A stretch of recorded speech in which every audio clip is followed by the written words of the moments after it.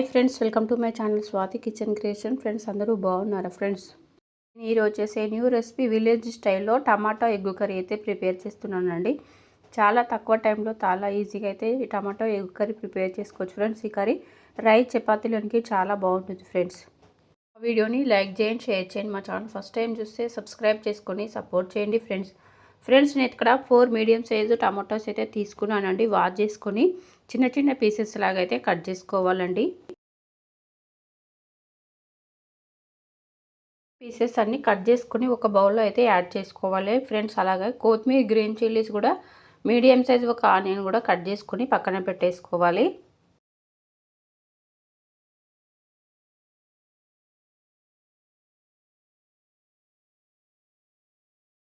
Stove వెలిగించుకొని pan పెట్టుకొని 3 table స్పూన్ల ఆయిల్ అయితే యాడ్ చేసుకోవాలండి.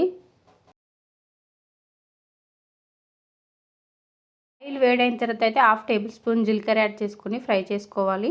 బిర్యానీ ఆకులు కూడా వేసుకోవాలి, ఫ్రై చేసుకోవాలి. అలాగే కట్ చేసి పెట్టుకున్న ఆనియన్స్ కూడా యాడ్ చేసుకొని ఫ్రై చేసుకోవాలి.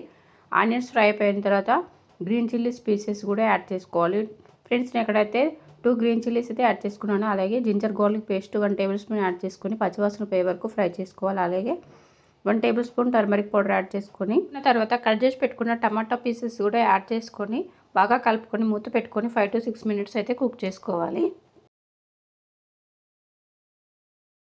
5 మినిట్స్ తర్వాత అయితే టమాటా పీసెస్ అన్నీ కుక్ అయిపోయాయండి. ఇప్పుడైతే 1 table spoon salt, 1.5 table spoon red chilli powder add చేసుకొని బాగా కలుపుకోవాలి.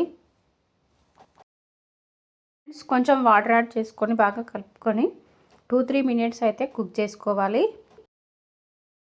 ఇప్పుడైతే కొత్తిమీర కూడా ఇందులో యాడ్ చేసుకొని కుక్ చేసుకోవాలి.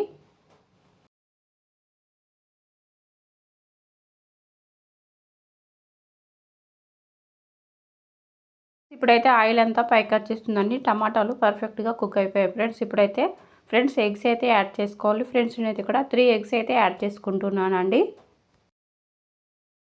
ఎగ్స్ యాడ్ చేసుకున్న వెంబడే కర్రీని అనేది కలుపుకోవద్దండి. మూత పెట్టుకొని 2-3 మినిట్స్ అయితే అలానే కుక్ చేసుకోవాలి.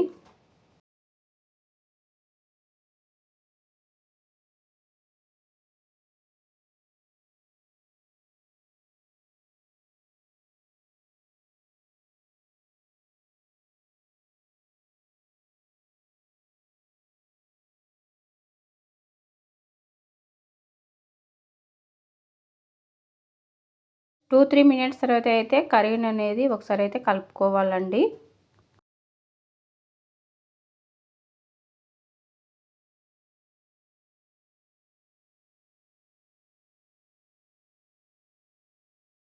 మధ్యలో కలుపుకుంటూ 2-3 మినిట్స్ అయితే కుక్ చేసుకోవాలండి.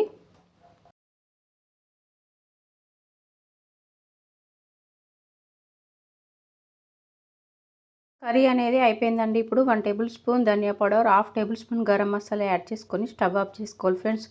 టేస్టీ టమాటో ఎగ్ కర్రీ అయితే రెడీ అయిపోయింది ఫ్రెండ్స్. చాలా బాగుంటుంది కర్రీ అయితే.